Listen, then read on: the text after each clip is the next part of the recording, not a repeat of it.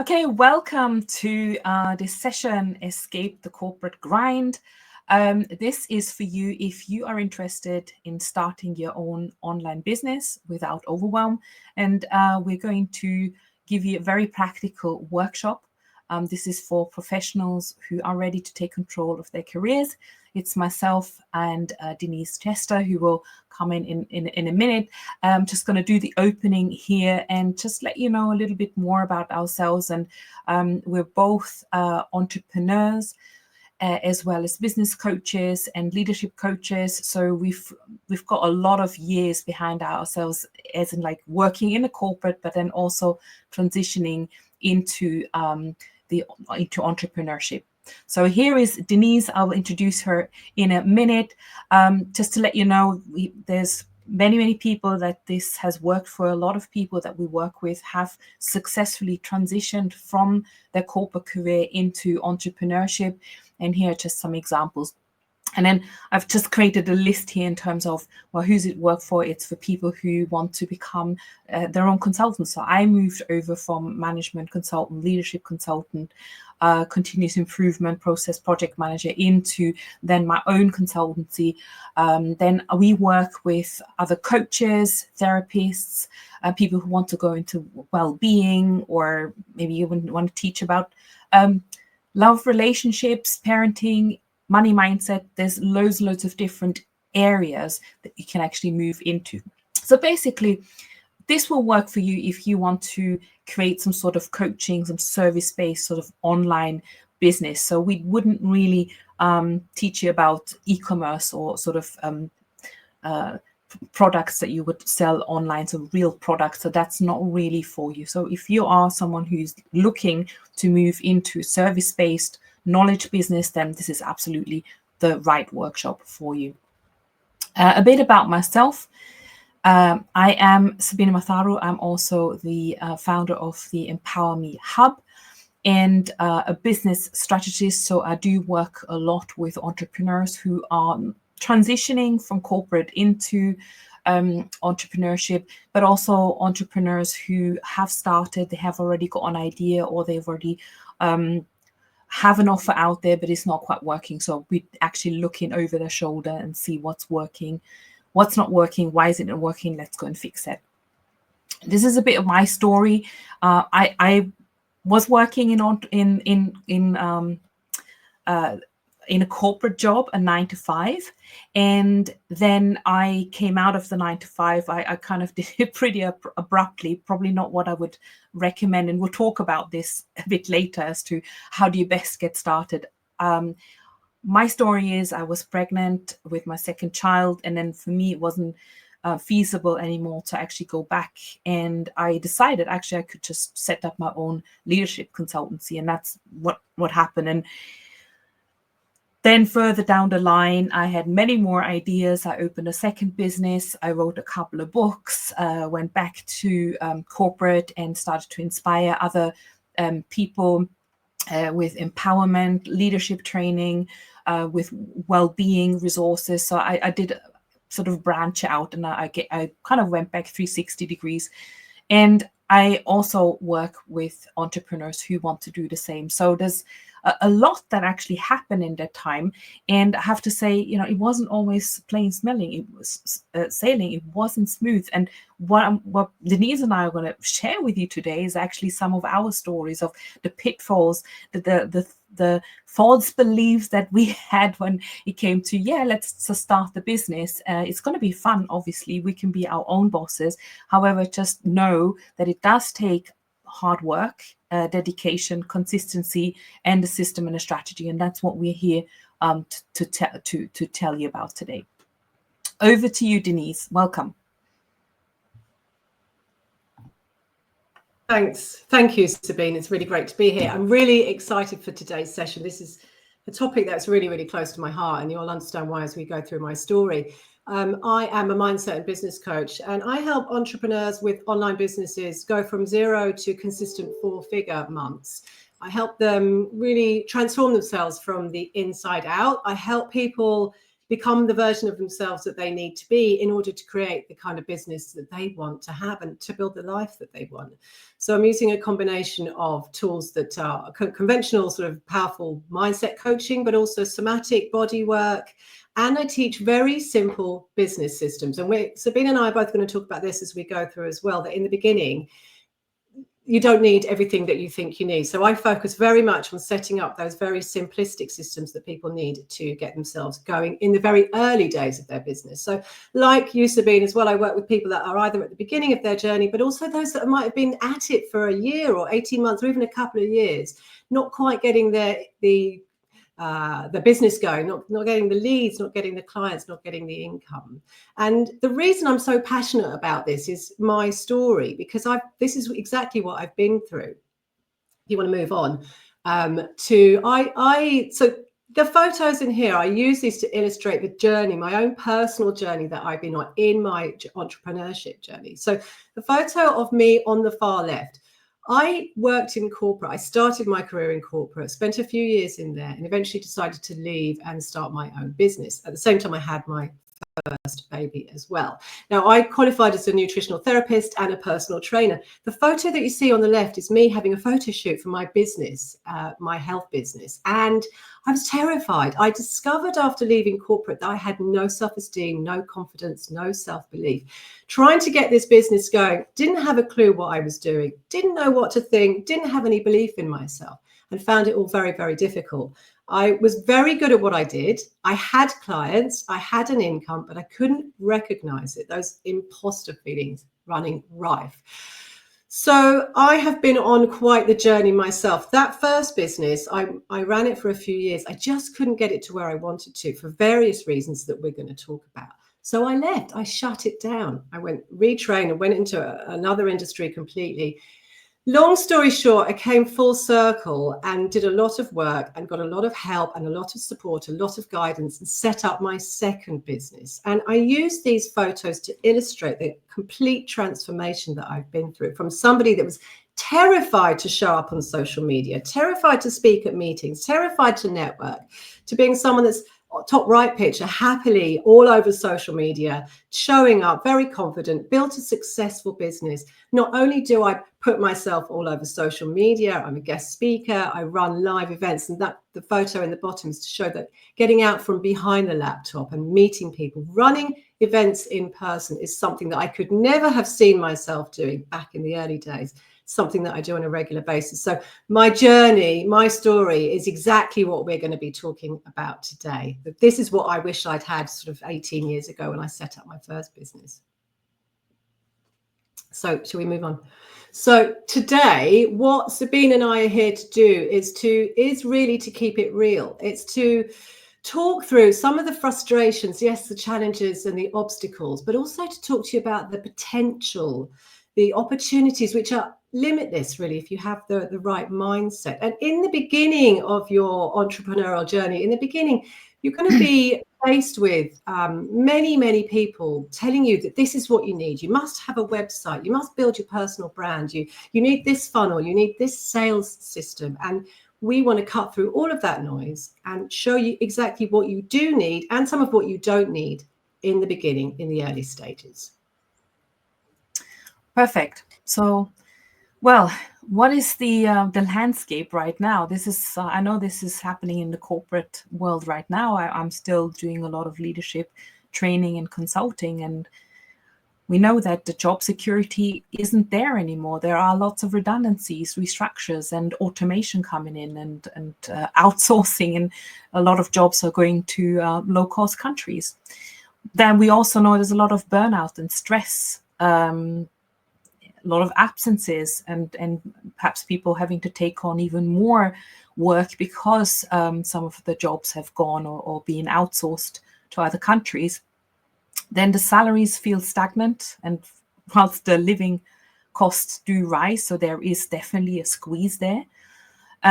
Work-life balance feels a bit impossible because there's so much demand now, and we don't really know how to get the work-life balance. And I think that's actually another conversation we would have inside the Empower Me Hub, by the way, because well-being is a big part of this as well. And we as entrepreneurs need to still look after our well-being, because so easily we could just work even longer hours than we would have done in the corporate. And perhaps if you, like us, Denise and I had a significant life event, we had kids, and we decided, well, perhaps it's time to do something else, and we had to rethink. And then also, sometimes you have a time when you are losing your purpose, when you are in a job, and you have this kind of identity crisis, and you're thinking, actually, I'm not sure if this is the right pathway for me, if I'm still enjoying this. And you kind of, just starting to awaken to the fact that perhaps there is something else out there, something more that you could do. I mean, this is definitely something that I think both of us really thought when we were becoming aware of the changes and other things we could be doing, and how we could just really get to more of a fulfilled way of working. And I think these are all the considerations when thinking about going into entrepreneurship. And these are I guess the exciting things, like, get away from all of this. However, I said we are going to keep it real. And we know that you might think, okay, I want to leave, I want to start my own business, I'd like to be flexible, time freedom and all that, take as many holidays as we want, no more boss, don't have to ask for any holidays, want to be independent financially, it's like making a lot more money and we don't have to worry about it anymore. We have creative control. Obviously, it's really fulfilling our purpose and being creative and not having to do the same sort of monotonous task every day or report to somebody. So yes, business will give you the creative control and also will give you the lifestyle where perhaps you can have more time with family, you can travel and also live a healthier life after all. However, this is perhaps what can happen quite often, and just be mindful of it. It's wonderful to have our own business, and we wouldn't be here, talking to you about business startup if we wouldn't enjoy it. And I think the enjoyment outweighs obviously the risks and the downfalls. But we want to make sure you are informed of perhaps sometimes in terms of flexibility. We do work longer hours. I do work sometimes on the weekends and evenings, and there are times when we're maybe not looking after ourselves enough and we have less time available than we would have. And of course, these are phases and sort of batches of sort of pushing work. When we're having, for example, a launch, or we're having events and things like this. Financial independence. Well, the reality is that there are no more consistent paychecks at the end of every month. And business do need funding. So you may even incur losses and debt as well. So that is the reality. Creative control. Business owners also need to fulfill tasks that they don't have the skills to do, or they don't want to do it. So perhaps we have to upskill ourselves, which is great. Obviously, it always has an upside that we are learning and we are becoming more knowledgeable. We just know, sometimes we have to do things which we don't like to do. Of course, you can always hire people that will help you do that. And that's one of the things we're going to recommend, and really think about how do you get the help, and what sort of help do you need, when and how to get started in the right way. And in terms of lifestyle, well, business owners often take less holidays and have lack of boundaries, because obviously now we're responsible for everything. Maybe we can't afford taking that holiday from a time perspective or even from a financial perspective, and we're just working. So we've got to be very mindful of that and really remember that we got to have those boundaries and just be aware of these risks. Yeah, and all of those things that you just mentioned, Sabine, are contributing factors to this. The lack of boundaries, the lack of personal time, the inconsistencies. One of the main reasons for that is, and one of the most kind of shocking things, I guess, when you first start out on your own, is that you realize that you have to do everything.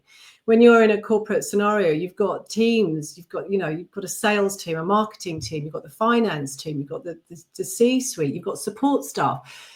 You know, when you're working on something, 9 times out of 10, if you need something, you ask for it and it's given to you. You can focus entirely on delivering what it is that you focus entirely on your role, and you have the entire ecosystem around you to support you. I think one of the biggest shocks for me, definitely, and when I'm talking to my clients, is that they have to do everything themselves. And at the beginning, this can be very overwhelming. You have to do the marketing. You have to become a marketer. You have to become a salesperson. You have to be the CEO. You have to deal with the money. You have to buy the stationery. You have to get your laptop fixed if it breaks down. You have to do everything. What this means is that you're going to come up against skills gaps and knowledge gaps, and you're going to come up against a lot of feelings, a lot of doubt, because you start thinking, you know, can I even do this? Because you're suddenly faced with all these roles you didn't have to do before, and you have to learn them pretty damn quick. And what I want to say here is that you don't need to know everything at the start. It is a very steep learning curve, and it requires a lot of energy and input and commitment, right? But you can learn as you go. And I don't want you to feel that you have to learn all this stuff before you can get started. And that's key. You get started and you learn on the job. You don't need to know everything right at the start. And that's what the point of today's session is. We're going to tell you, we're going to show you and share with you the things that are important to know at the start. But the key here is that, yes, you're going to have to wear all the hats. It can feel very isolating, but you can learn this stuff as you go through. What you're going to find is that these knowledge gaps, these skills gaps that I said you're going to come up against, are going to create some emotional obstacles for you to overcome. And pretty much everybody that goes on this process, that starts their own business up, will go on this ride, this emotional roller coaster. It's normal. That's the thing that I really want you to take from this. Imposter feelings, and by the way, I say imposter feelings, not imposter syndrome, because it just feels too heavy, and like syndrome feels like there's something wrong with you. And the point is, there's nothing wrong. It's completely normal to be filled with self-doubt at some of these points. You know, can I do this? Am I good enough? Will I be able to learn? Will I make enough money? Am I good enough to do this? Research shows that 70% of professionals experience imposter feelings at some point or another during their career, and quite often it's frequently. So you're really not alone when you have these things. You may already be familiar with this from your own corporate role. It's, you know, people come across self-doubt, come across imposter. I want to acknowledge that it can be debilitating, right? That's my experience. I was absolutely plagued with imposter feelings, but what I'm trying to get to is that it's utterly normal. You're probably going to experience it. The trick or the tack is to really find strategies to overcome it. Talk about it, get help, ask for support. Talking about it and asking for support are the best way to deal with imposter feelings. And knowing that you're going to face them is half the battle. You can start to put strategies in place, ways that you can manage these feelings. It's the same with the fear of failure. If I give up my corporate job and I start a business, what if I fail? What if I have to go back to work? What will people think? You know, it's like this fear of failure, the fear of rejection is huge for a lot of people. And again, it's completely normal. You're stepping into something new. You haven't done it before. You don't know if it's going to work. And this is key. There's a lot of uncertainty that you must be able to manage, to deal with. So accepting, knowing that fear of failure, you're going to come up against it. Everybody has that feeling. And again, developing strategies, developing tools, developing emotional resilience to know that yes, failure is normal. You're going to feel it, but you can overcome it. So you can overcome all of these feelings because they're just coming from ideas in your head. Motivating yourself when you're on your own and you're wearing all these hats and you've got imposter feelings and self-doubt and fear of failure going on is tricky. But again, it can be done. It's a skill that you learn as you go. And a couple of techniques that work really well with my clients is first of all, I really like the concept of the gap and the gain. If you're constantly looking at the gap, which is where you want to get to, which is this idea that you have for yourself, this dream that you have for yourself. If you're always looking forward, like, oh my God, all these things I've got to do, I've got to do this, I'm never going to get there. It's too hard. It's too far away. It's very unmotivating. You want to do the opposite and look at the gain. And the gain is the steps that you have taken, the progress that you have made, the successes and achievements. So constantly measuring yourself against where you've come from rather than where you've got to go is very, very helpful in keeping yourself motivated, because there's nobody else to do it for you. There's no CEO, there's no line manager, there's no one to be accountable to. You've got to provide all of this for yourself, which requires a whole different skill set. And the second technique that I use with my clients is to create their North Star, their big vision. Be very clear on what it is that you want to create, what it is that you want to achieve, and have that in mind. That's where you're aiming for. So when times are difficult, when you're faced with the imposter feelings, when you're faced with fear of failure, you can come back to that. This is why I'm doing it. This is what I want. And this is the reason why. Get really clear on why it's important to you. And resilience and adaptability are going to be two of your biggest strengths as you go through this. Things are going to go wrong. You know, you might have a launch that flops. Nobody likes your content. Nobody shows up for your workshop. Doesn't matter. The ability to get up and keep going, try something else is absolutely key. This flexibility to not be knocked back or completely derailed when things don't go quite according to plan. That is going to be one of your key strengths here. So I've said that you're going to be faced with these emotional challenges, and that's true. That's pretty much true. It's really important that you understand that and are prepared for that right at the start. And the reality here, it says that, you know, owning a business isn't easy. Setting up on your own is not for the faint-hearted. I really want that to be clear. It requires dedication, energy, and commitment, but it can be done, right? It is absolutely possible for you, with the right tools, with the right support and the right guidance, because we can do this. For me, it always comes back to awareness with mindset. Awareness of, like I said, with the North Star, with your big vision. Why are you doing this? What is it that you want to achieve? What are the reasons behind it? Why does it matter to you? Become crystal clear on that. Also, be aware of your strengths, your achievements, your strengths outside of the workplace. You know, look at yourself as a whole person. What are your strengths? What are your obstacles? What do you want to achieve? And why is it important to you? Get really clear on that, and very, very crystal clear. Become someone that's mindful of their own thoughts. You've got to be aware of what you're thinking. What beliefs do you have about yourself and your ability to generate a business, to generate clients, to grow a successful business? What stories have you got around that? Or I can never do that, or I can't do the marketing, I'm not very good at sales. You know, understand what are the thoughts that you have when you think about starting and running your own business. Boundaries, being talked about boundaries, and yes, it's important to have boundaries around your time, but for me, in the early stages of the business, it's about boundaries around your energy. You are going to be faced, like I said, with lots of messages and people saying you need this system, you need this strategy, you need this, I don't know, app, this bit of software, this thing, this thing, this thing. Understanding the priorities, learning what actually matters, what makes a difference, what moves the needle in your business in the early days will allow you to set your boundaries around your energy, focusing on those areas of the business, focusing on the tasks that you know will make a difference and move the needle. For example, you'll be told, for example, that you need a website at the start. You don't need a website when you're getting going. That's a distraction. So when you know what you're trying to get to and you know what actually works in the business, and that's the point of today's session as well, then you can focus on those tasks and avoid the other things which are a distraction. Mindset is a huge topic, and I coach people for months on their mindset, but to distill it down a little bit, it's a transition from an employee to a CEO mindset. It is completely and utterly different. You have to leave so much behind. One of the things that I learned from my first business is that I didn't ask for help. I didn't ask for help at all, really. And when I did ask for help, it was too late for me. So understanding that, yes, you feel like you should know everything, and recognizing that it can be scary sometimes to ask for help.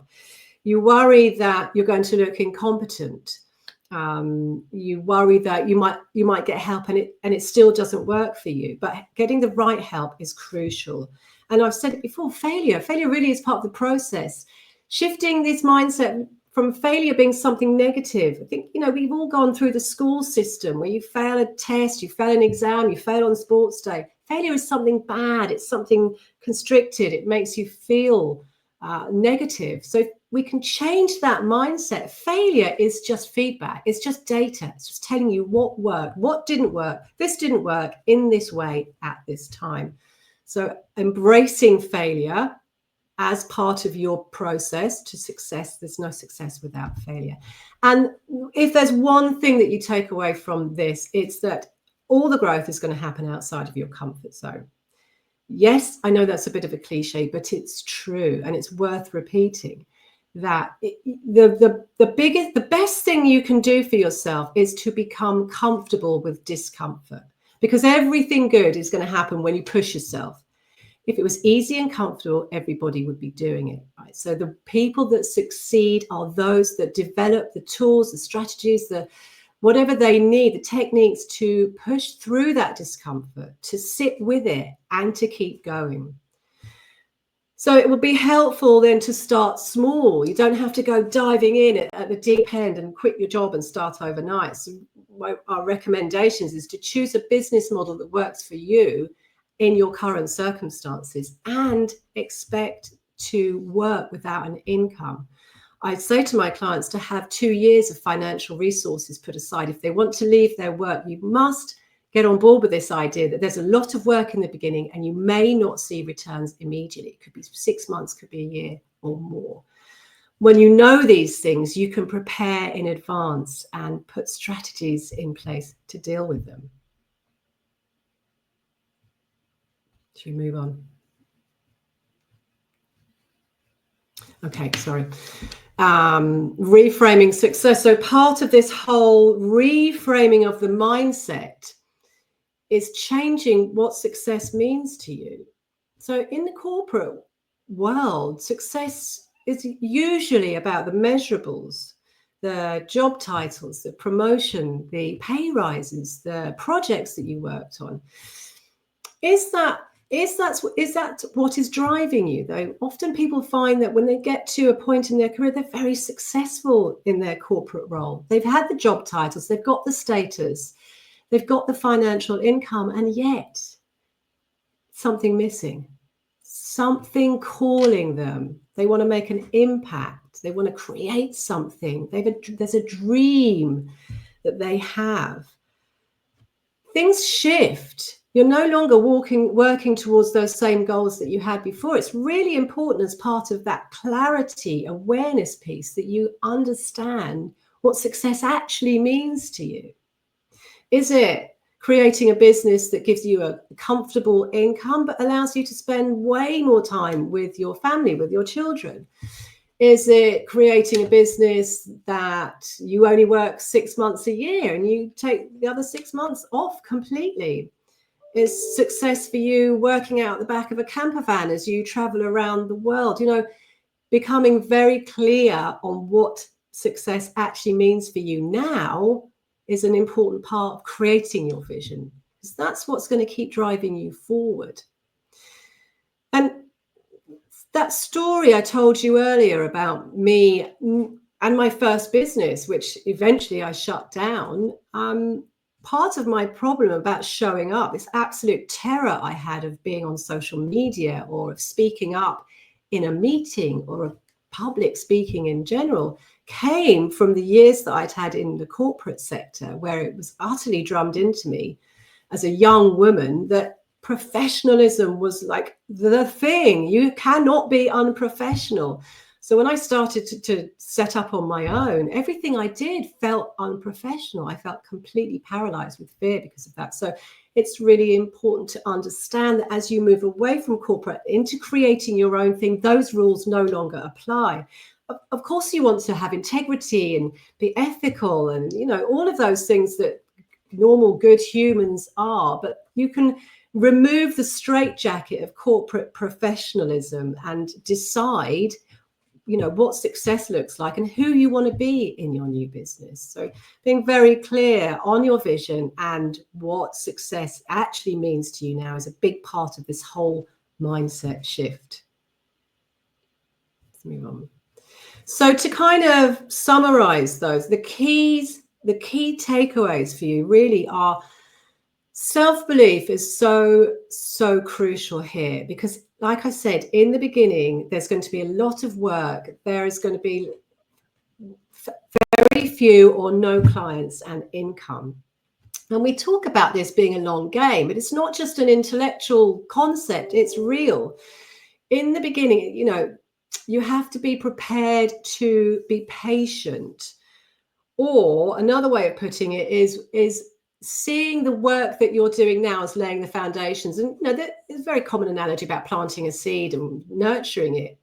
For me, I talk to my clients about sowing garlic. I don't know if you've ever grown garlic yourself, but you have to plant the garlic clove, 5 centimeters below the surface of the soil. And I remember the first time I did that, I was thinking, how the hell is this ever going to go? How will it grow? There's not even going to get any sunlight. There's 5 centimeters of soil on top of it.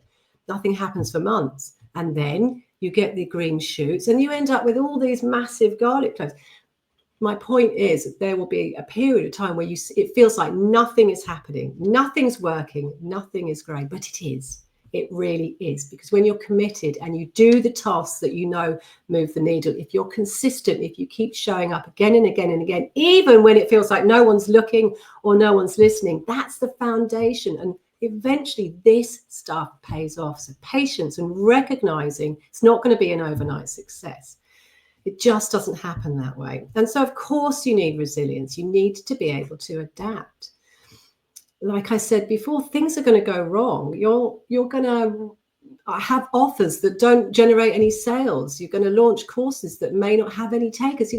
These things happen. And like I said, failure is just as feedback that this didn't work in this way at this time. How will you adapt it? How can you come back from that? What can you learn from it? What can you add to it? What can you take away from it? Flexibility and adaptability are crucial strengths to have when you're running your own business, because that will allow you to keep going when you get the knockbacks. And then eventually you start to see those green shoots. Things will happen for you if you can make these shifts and generate and cultivate these strengths of resilience and adaptability. So that's the sort of mindset piece, the shifts that you need to make, the skills that you need to cultivate. How do you actually get started? What do you actually do? Well, here you've got a couple of options. You can just leave your job and start overnight. Absolutely, you can do that. People do that. It's not what I would recommend. It's high risk. It's extremely intense. And there's a lot of pressure. You're under this pressure to start making money quickly, start generating some income quickly. People do it and it can work, but there's no guarantee. What we recommend for most people is starting on the side. So you can carry on in your corporate role, whatever you're doing, and start to build something outside of that. And yeah, it is extra work. Yes, you have to put extra work in outside of your normal role. But as Sabine's going to talk about, it doesn't have to be hours and hours and hours. There are better ways to do this. But if you want to get going, this is probably the best way. And this is the key, though. You'd still need to get going. Even if you're not jumping off the deep end and, diving in head first, even if you're starting slowly, get started. Sabine's going to talk about some of the things that you can actually do to get started, but this is the key. Don't wait until you feel ready. Don't wait until you think you've got all your ducks in a row. Don't wait until you think you've got expertise in your areas. You just get started now. Okay, thank you so much for this. This mindset piece is really huge, and I think we have to fuse this together. Mindset and strategy, we always have to walk hand in hand with that. So I'm going to talk a little bit about the strategy in terms of how to best transition. And this is something that I realized in hindsight. I could have done this from corporate to entrepreneur. How about using 1 hour a day? Or if you only have weekend, obviously you could actually choose to do this on a weekend. So it's really about getting into the habit of consistency. And of course, you got to get started with a North Star. You need to know where do you want to be and set yourself some timelines, because otherwise it's not going to happen. You're going to procrastinate and it's going to take forever. So dedicate an hour a day if you can, or some time on the weekends to move that business forward. Then number 2, we need to really focus on high impact tasks that really move the needle. And I talk about this all the time with my clients because I'm seeing so many people getting caught up in shiny object syndrome. I would say shiny object syndrome, because it is about, I need a website. I need a polished logo before I ever get started and get myself out there and visible. Well, actually, it's not true. I got caught up in the website thing myself, and finally after 18 months I did have a website. I actually started off trying to build my own website, which was a big mistake because I didn't know how to build websites and it looked really awful. Then I ended up spending more time and then money to actually get someone to do a website for me. But that doesn't mean that people just came because the website was up. Actually, I still needed to put a lot of time and energy into then go and promote the website and being seen out there. So just bear that in mind. And I will talk about that in terms of what are the activities. We'll have sort of 4 core pillars, which I will cover in a moment. And then, number 3, this is also something that we could be caught up in, information overload, because there's so many self-help books, YouTube videos and courses and things that you could be taking. And then we get caught up with just learning and learning and learning, but not taking action. So again, this is something to be very mindful of. Yes, we do need some research. We do need the planning. But as I said, we don't need the website. We don't need the fancy software or complicated things. It can absolutely confuse and it can freeze, and you can not help you to move forward. And it's a tool for procrastination, I would say, because a confused mind is not taking action. So be very, very selective with, what you're choosing to do and how you're moving forward. So these are basically the 4 essential business components. If nothing else, these 4 things are guaranteed to move the needle. Number 1, you obviously need an offer. You need something to sell. And the first question you want to ask yourself is, well, what problem can I solve? And who am I solving this problem for? And yes, there is some research around who are my competitors, what are the real problems of people, and then you get to a messaging, basically your message, your elevator pitch, and an offer in terms of what's included, how do you work with people, right? But in general, you need an offer, and it can be as simple as a Google document, really, or a Word document. That could be your offer. Number 2, visibility. As I said, you don't just build a website and people will find you, or you post once on social media and then, there's a flood of people clicking the link and they come and pay. That's not going to happen. There's so much distraction out there. People will need, I think, even more than 7 touch points nowadays. They have to see you over and over again. You got to be very consistent with your messaging and how you show up, and you need to be visible. And that visibility can be on several platforms. I will talk about the visibility strategy. But just know, you need to go out there to find people. Number 3, you need to be able to take a payment. How are people going to pay you? Obviously, there is a tool called Stripe. This is free. You can sign up for it, and then you can take credit card payments. The same with PayPal. You can create something called a PayPal page or a PayPal button. And of course, there are other softwares out there where you can create whole sales pages. As I said, keep it simple. You can even just ask for a bank transfer. You just send an invoice with your bank details, and that's how you can take payments as well. And then number 4, you want to think about what's your platform? How are you going to deliver the services? If you're doing coaching or courses or some sort of consulting, are you going to deliver in person? So like Denise, she's running in-person events. So that's your platform then. Maybe you need some materials, workbooks, PowerPoint decks, templates, I don't know, right? Think about how you're going to deliver this, and perhaps also where you're going to store this information so that you can actually easily give this to your clients. Think about onboarding. When you are getting a client, how do you onboard them? What's the process? Is it a kickoff call? Is it a Zoom call? Is it a Google Meets? Is it a Team Meets?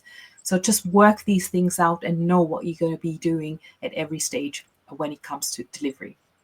And of course, when you are creating, for example, courses, maybe you have some videos, so you want to think about how do you store the videos, how can people access videos? Is it a platform where people put in their username and the password and then get to the paid content? So these are all things to then figure out. But again, start small and keep it simple. Over back to you. Yeah, back to you, Denise. Thank you. Thank you. So your offer, I mean, as it says, it's the foundation of your business. Without an offer, you've got nothing to sell. So there's no business essentially. So there are some really critical points here. You're in the beginning, especially, your offer needs to be clear and compelling, and tell your clients, tell your potential clients the outcome that you will help them achieve in your offer. So you don't want your potential clients guessing, what is it? What will I get? What's the results that I'll get? Tell them in your offer, what are they going to get? So you need to know very clearly, what is the problem that you're going to help solve? Who is it for? And why does it matter? That is really crucial. That often gets left out and forgotten, and this creates a lot of problems in selling offers. So I'll give you an example. Say you want to become a sleep coach. That's what the business you want to build. You want to be helping people get quality sleep, and you're creating an offer that's going to be for new mums. New mums who you help them getting baby and mum into a regular sleep pattern so they can sleep through the night. And you might have a new mum who's a stay-at-home mum, for example. She's got a baby. The baby's not sleeping, as they do. She's up every night, several times in the night. She's exhausted. She's irritable. She's upset. She's disappointed. All of those things. Perhaps she's already got an older child. Maybe there's a toddler, and her husband, her partner, is working full-time, so she's on her own. Would she like an offer that would help her and her baby sleep more? Probably, maybe. But compare that to a new mum, same situation with a baby, maybe has an older toddler, but who has an existing service-based business and clients. Say she's a VA, delivering VA services to her clients. And she's back at work because she's got to generate an income, but she's so tired, she keeps having to push deadlines back or cancel client sessions or even turn down new business. So she's really worried that her business is going to suffer, her clients are going to walk away, and she's going to potentially lose her business. So which of those would be more, which of those scenarios do you think is more applicable to your offer? If you have a new mum who's a stay-at-home mum, yes, she would love more sleep. Yes, she needs help. Yes, she desperately needs that extra support in getting to sleep. But if she goes for coaching with a sleep coach, she's going to have to show up to your sessions. She's going to have to find the money. She's going to have to put the time in, learn the techniques, practice them.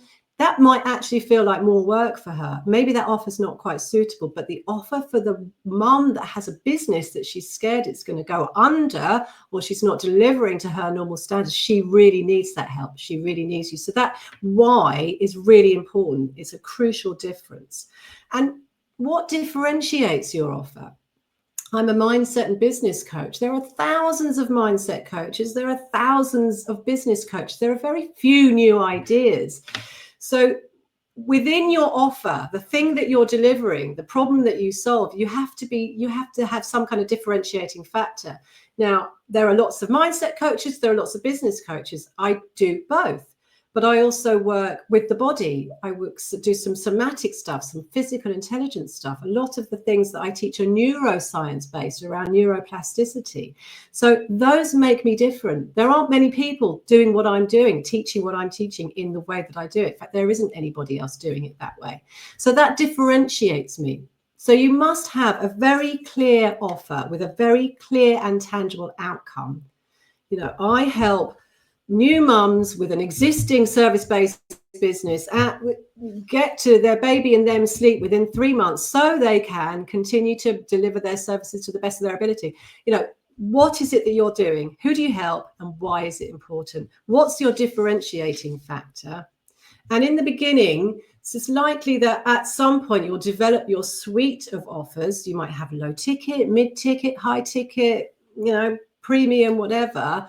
To start with, though, highly recommend you pick one problem and your offers gives one solution to that one problem. Keep things as simple as possible for yourself in the beginning so you can focus entirely on creating the marketing, the promotion, the vibe, the energy, the name for yourself around solving that one particular problem for that one particular client before you move in and add more services, add more offers. So let's move on. So the delivery methods, how you're going to actually deliver the service, the offer that you create. And like Sabine said, there are lots of different ways that you can do this. One-to-one, face-to-face or online or across a Zoom call or something, coaching, consultancy, mentoring. This is probably the most intensive version, will require the most delivery from you. So you've got a one-to-one relationship. This is more likely to be that higher ticket end or premium service. You can have a one-to-one with a VIP package, whatever, but you're face-to-face either in a room or most commonly these days online. And that's what we're talking about here in online business, working one-to-one with your clients. You've got the option to deliver a course. You create a course and you deliver it over and over again. Or perhaps you want to build a membership where you have a container for your clients and they subscribe a monthly fee to stay in that membership. And each month, perhaps you give them one-to-one coaching or group coaching. You deliver new content, new trainings. You might get new speakers in. I don't know, whatever you envisage for yourself. That's another option you've got. At the other end of the scale, this is usually more of a lower ticket offer, is with digital services or digital products. Now, this usually means something that you create once and sell many times. Often, most usually, it's a low ticket offer. People selling their digital products for sort of £7, £17, $27, whatever. It doesn't have to be as low as that, but it is usually a lower ticket offer. But the point is you create it once and you sell it many times. But because it's low ticket, you need a high volume of sales and there's no interaction with you and the client. So if that sounds appealing to you, that's more of a direction you can go into. If you're doing this because you want to work with people, you want that one-to-one interaction, you need to be at the other end, the one-to-one coaching, the consultancy. And of course, you can have a mixture of all of these things. I've got 2 digital courses. One is for camera confidence and one is for overcoming imposter feelings. That's something that I've created, but there's no involvement with me. My own coaching offer is a combination of a digital course, which people can complete in their own time, but then there's intensive one-to-one weekly coaching sessions. So you can combine these offers, but start with one in mind. Work out where you feel is most aligned with you, your vision of success, how you actually want to work.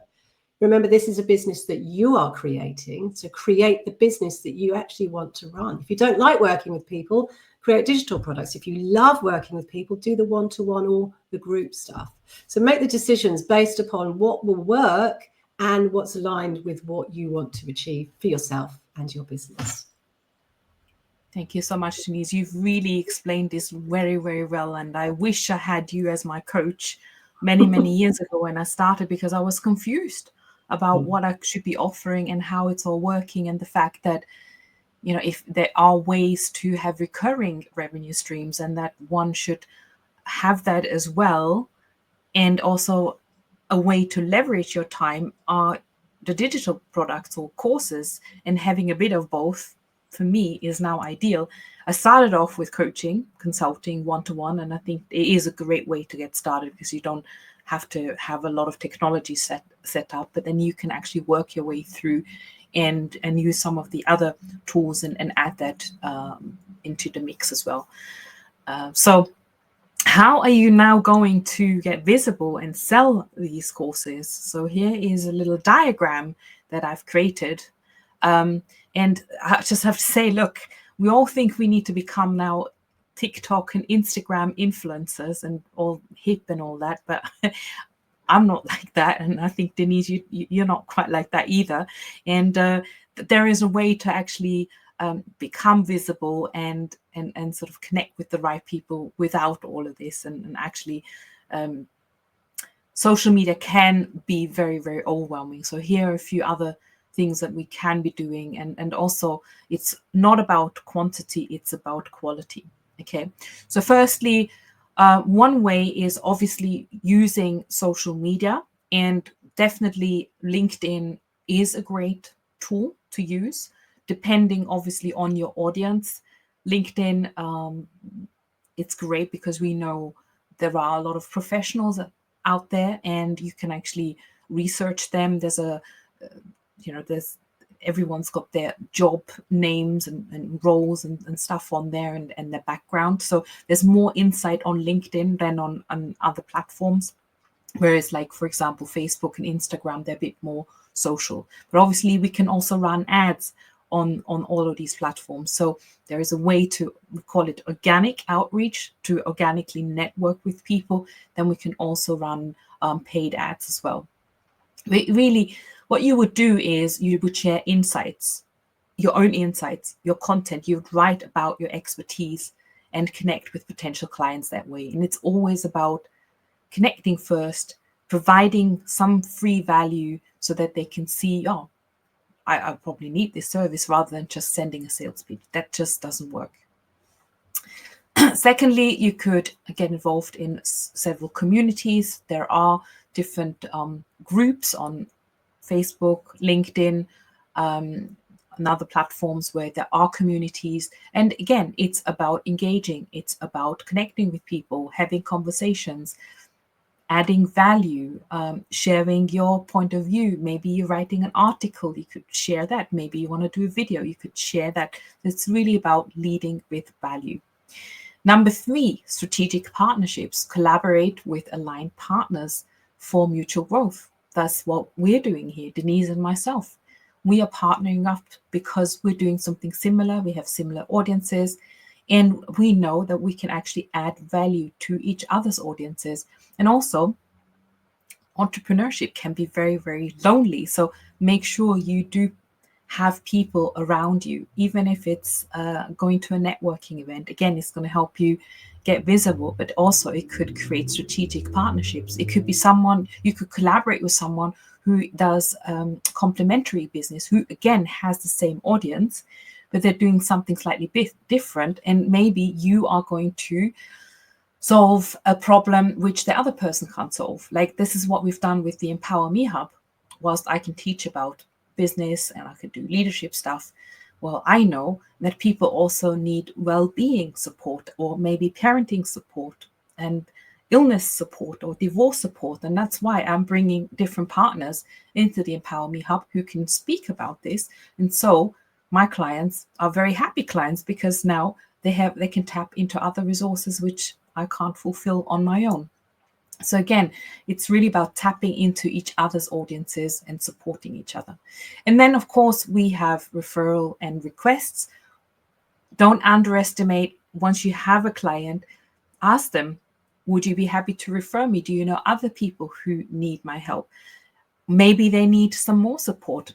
Maybe you want to think about structuring your program so that there is a continuity, there is an ongoing engagement. Maybe they do a 90-day program with you first, but then what about the rest of, do they need more work? Maybe they will go to another coach or another person who it will give them some other different service or the next level service. Maybe you can provide that as well, and you have an ongoing engagement thereafter, like a retainer or a subscription service. So really think about that, because you want to utilize your existing clients as well. And then, of course, get testimonials and share the testimonials that will then feed into all the other pathways above, because you want to go back into LinkedIn, into the community, and say, hey, this is what I've just been working on. I've been working with this on on this project with this client, and this is what's been happening.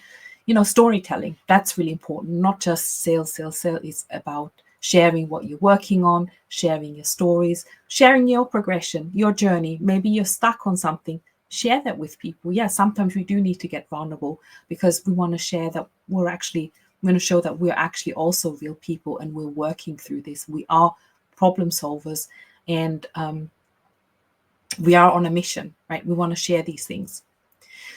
So that's a couple of ideas for visibility. There's obviously many, many more strategies, but as I said, this is all about keeping it simple, and this is how you can get started. And quite often you can get started for free or have a low budget when it comes to creating or following these strategies. However, well, we said this now several times. We suggest don't do it alone. Get the support. The support that, the ideal level of support is really, yes, get an expert who knows, who is a couple of steps ahead of you. You want to get all the tools that you need to launch and to grow and to set yourself up to make sure that when you are creating an offer, that someone can look over your shoulder and can give you feedback. When you go out to market, you test it, or when you do research, again, you need feedback, you need support and guidance as to where to go, how to find the right answers, and what to do with this. And then accountability. I think Denise said it's a whole mindset thing, right? It's like we can get stuck, we fail, and then all of a sudden we're not motivated anymore. We're not progressing with the business, and we may stop and then kind of fail altogether, I guess. So it's really important to keep track on your goals, and also keep track and sort of just remember what your North Star was. Why have you started this business? What are you really passionate about? So this is really big when it comes to accountability and remembering your goals. And then lastly, a great community around you. As I said, entrepreneurship can be really lonely, and to have people that you can talk to and understand what's going on in their business and in their world, and how they are failing, trying again, and what they're doing is really, really important and so super helpful. So anything else here before we move into, well, this is what we've created and how we can help you, because these are all the things that we knew we wanted, Denise, isn't it? These are all the different levels of the onion, if we could, to create a whole and put different puzzle pieces together. And that's why we've created the Empower Me Hub. Yeah, I mean, I think I second everything you said, particularly around entrepreneurship being very isolating. It can be very lonely in the beginning. So for me, it's not just about getting support. It is about immersing yourself in a world of people who are doing similar things to you, and people who have already done the thing that you want to do. So, they say that you're an amalgamation of the 5 people that you spend the most time with. So, find people who are like you, find people who want to do what you want to do, and find people who've already done it. My journey was incredibly painful with my first business. And this, like you said, this is the stuff that I wish I'd known before in the early days. So yeah, get support and just keep things simple, keep things really simple. And remember, when it comes to mindset, it's like remembering who you want to be. Remember the person that you want to become, and be constantly on a journey to become that person. So yeah, that's what I would add to that. Thanks, Sabine. Exactly. And this is why we've partnered up. Denise and I, we do run startup business growth sessions and courses and programs. And one of we've created a community to start with, right? The Empower Me Hub could be one way of getting the support initially, because as I said, we have so many different challenges, not just being a leader and then moving into entrepreneurship. Maybe we're We have home life challenges that we want to tackle. And so we're addressing not only just one element, but we're addressing different areas in your life. So we have an integrated, sustainable approach inside the Empower Me Hub. And when you come in, there are courses and programs to help you start your business, and you get access to myself and Denise. We will help you create a step-by-step roadmap. We've got this supportive community, and also an integrated expert coaching approach and different resources. Best is I'll just show you as to how that looks. How would you create your step-by-step roadmap? Well, one of the things is we have an assessment. So when you come into the Empower Me Hub, there is a Get Started area where you go through an assessment as to like, where would you like to get started? What are the resources that are most useful for you? And then you progress through that. We have a community. This is not a social media platform. It is a closed learning community that we've created specifically for this purpose. So we have discussions in there. We can ask the questions. You can post your ideas. You can post wins, or you can just go and consume the resources, because we also need it to be a safe place. Sometimes people are dealing with challenges and they may not come forward and they may not want to share, and that's fine as well. So it's however you want to use it. We've got networking, Q&A sessions, peer support, and accountability. Then we have a tab where you will see a calendar.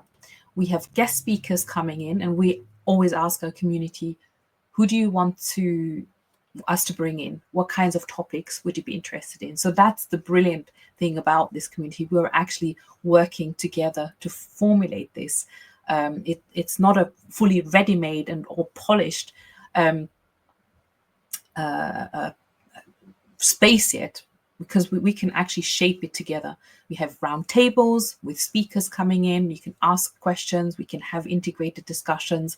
We have Empower Me hours where we help you review your goals and set new goals for the next month. And we also have Get Started sessions, which are live. So this is all displayed on the calendar. It's really organized. You can just click on it and you can hop on a Zoom with us.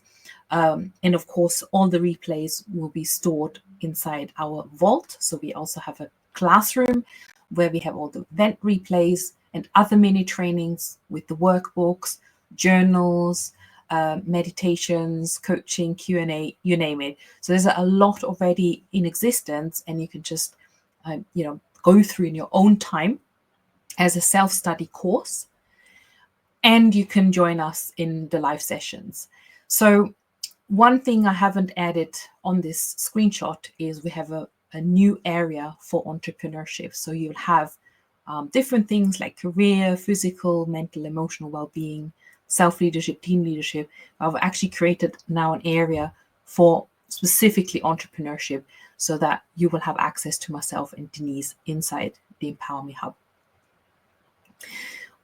Right now, you can join for a 7-day free trial, because we don't know, right? We don't know if it's going to be a good fit. Come and have a look, test drive the Empower Me Hub. You can go through a link that I'm going to be sharing in a minute, or you'll find it somewhere around this video, underneath this video, or above, wherever you watch this video. When you join, you could be starting with the 7-day quest, which will give you a total overview. It's very organized. It's like a treasure hunt, and it will lead you through day by day. You can just have a look at all the different resources that the hub has. So again, we try to be really, really organized and not just give you a bunch of materials and then, deal with it kind of thing. No, it's like we'll help you assess where do you want to go first. And of course, if you're coming in to learn about entrepreneurship, it will be very clearly signposted to you as well. So when you click the link, you will come to this page, and basically it will show you what the normal fee is underneath here. And then also you can just click the button, start a free trial, and then you're inside, and we'll welcome you in and show you everything, all the goodies that we have inside.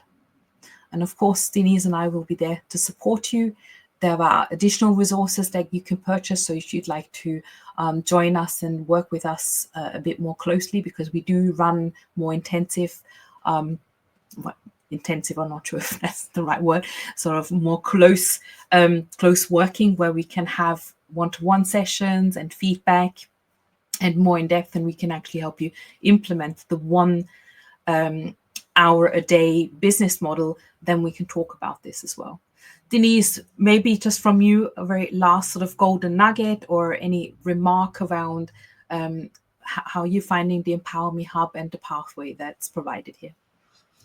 Yeah, thanks. It's been a great session. I've really enjoyed talking about it. I think that, for me, that the hub, and this taps into the point about the collaboration you talked about. It's the ability to work with other people, to learn from other people, to contribute to something bigger than myself. Being part of this hub is extremely valuable, and the knowledge that's contained within it is unprecedented. The level of the quality of the teachings and the coaches and other people that are in the hub is really impressive. So for me, it's been an eye-opening and pleasurable and a learning experience as well. It's not just something that I'm contributing to, it's something that I'm learning from. So I've really enjoyed that so far. And really, I would encourage people to just come along and try it. It's just come and see what we've got available for you. Like Sabine said, there's a 7-day free trial. There's no risk whatsoever. I'm sure you're going to find something that's helpful for you inside it. And this is like part of the CEO mindset: trying, experimenting, going with an idea, trying, seeing if something works, giving it a shot. And that's what we're all about here, making decisions in line with what we want to achieve and who we are, and seeing what resources are available to us and tapping into them. So thanks for today. It's been really brilliant. Yeah, thank you too, Denise. It's been amazing. And I know we're both very, very passionate about helping others shine and, really, I guess, just starting their business and understanding what it takes and not fail, and know this up front, what could happen and how they can get through the times when it's not all sort of sunny and, we have a rainy day and we get through it together. Yeah. I know, that the whole thing about failure, and I've said it before, that's the mindset shift. It's not, you can't fail really. You can only fail by giving up. It's all information, it's all data. And again, it's seeing everything through that lens of experimenting, trying, investigating, becoming aware. And don't let failure, just because something's not worked in the past and because we felt like a failure before, perhaps. Even if you have actually failed before, it doesn't mean that that's the future for you. You can create and carve out a completely different future. If you look at my journey, I did essentially fail in my first business because I closed it down. I've gone on subsequently to build a successful business. So that whole shift around seeing failure in a different light, let go of that, the way that we view failure, and embrace it, welcome it. It's part of the journey. So dive into the hub, have a nose around, and look forward to seeing you in there. Brilliant. Thank you so much. We'll see you soon. See you.